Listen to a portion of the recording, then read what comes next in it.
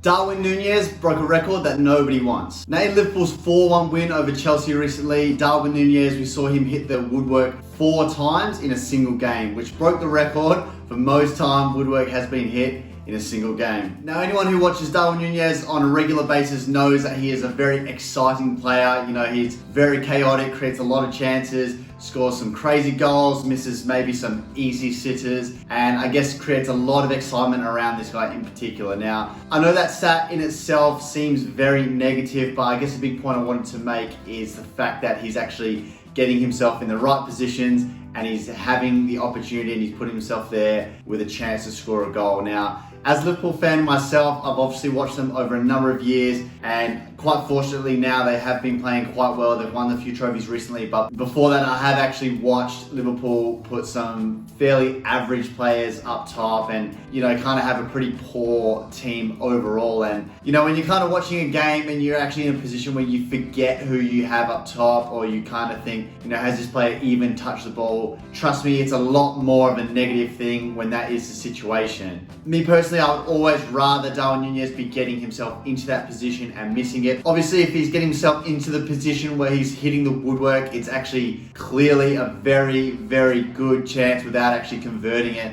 And I think the easiest thing there to tweak is obviously just a little bit of his finishing, maybe decision making where he tries to do one thing and should do the other, and it would quite easily result in a goal. And I would much rather that than a guy who's not getting any chances at all, he's barely getting any touches, and someone who feels very isolated and not really involved in the game. Recently we saw him score an incredible chance where he chipped the keeper against Brentford in their 4-1 win, and you know what a finish that was. A very skillful and very difficult finish to actually attempt, and you know, at the same time I was not surprised that he's the guy that does go for this. I think 99 times out of 100 every other strike is just going to either pick a side or maybe go through the keeper's legs, but from inside the box Nunez got enough lift on it to get over the keeper and then still under the crossbar and into the goal. So I think that finish itself, or maybe that opportunity, really summarizes, you know, the type of player he is. I think it's very hard to do when he is a Premier League elite level player, but at the same time, if he does try that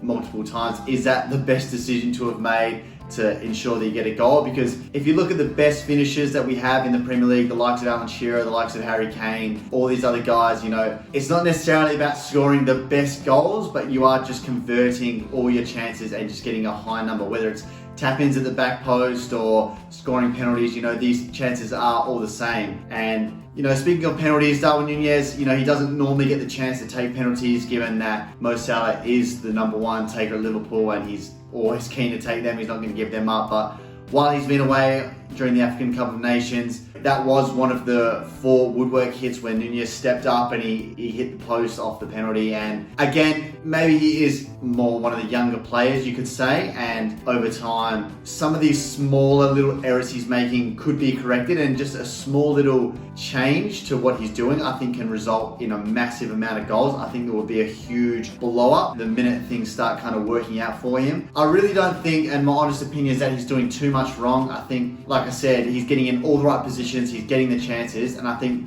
you'd much rather someone be in his position where they just need to go for a different type of finish maybe, or just kind of relax himself or compose himself when he is through on goal, or when he does have what appears to be a sure thing, versus someone who is just so far off it to the point where they're not getting a chance, they're barely touching the ball, you almost forget they're in the game, they're just completely isolated and not involved. So I guess the big point of what I wanted to say is I definitely have a strong belief that Darwin Nunez will come good. I think already this season we can see him doing a lot better than last season. I think any player that comes from another league, it can take a little bit of time to adjust, and you know, Liverpool spent a little bit of money on him, and I think that was maybe held against him as a little bit of criticism to begin with, where whenever there's a massive transfer fee you do expect bigger things almost straight away. And unfortunately for him as well, he signs in the same window as Haaland, so we see Liverpool and Man City both signing new number 9s, and I guess he's quite unfortunate in the sense that he is compared almost directly then to Erling Haaland, who has the greatest season we've ever seen from a striker in the Premier League in terms of goal returns. So, you know, no matter how good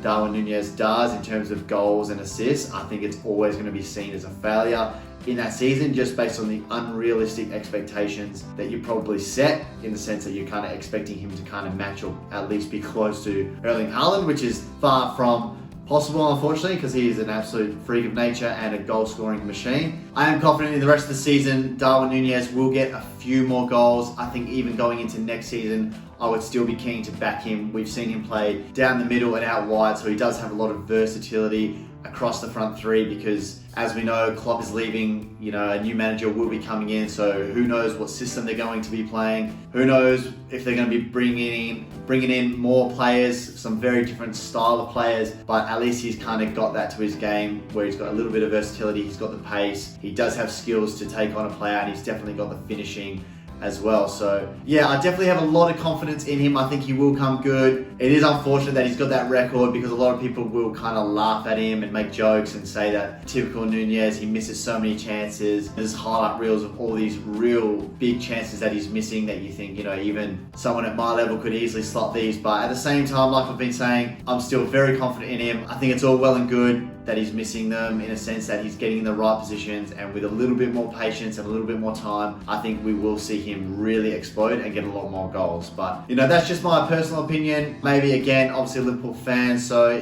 whether that's biased or not, compare him to anyone that you put up top and you barely see them get a ball, and if they're not missing and they're not scoring, that's definitely a worse situation to be in. So yeah, let me know how many goals you think he's going to end up with at the end of this season. Already he is scoring a lot more than last, and yeah, let me know what you guys think. Drop it in the comments below. Give this video a like, hit a subscribe on the video as well. We're trying to build that subscriber base up. But that's been all for today. I've been Ant, this has been Red Mate. Thanks for watching, and I'll see you in the next one.